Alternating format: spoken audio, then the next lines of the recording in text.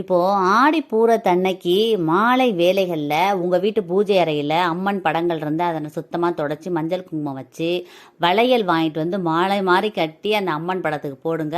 வளையல் எக்ஸ்ட்ராவே வாங்கி வச்சுக்கோங்க. உங்களால் முடிஞ்சளவு வளையல் வாங்கி வச்சு உங்கள் வீட்டுக்கு வர சுமங்கலி பெண்களுக்கு வளையல் மஞ்சள் குங்குமம் இதெல்லாம் வச்சு கொடுக்கும் பொழுது நீங்கள் தீர்க்க சுமங்கலி யோகம் பெறுவீங்க. நீங்கள் தீர்க்க சுமங்கலியாக இருப்பீங்க, நித்திய சுமங்கலியாக இருப்பீங்க.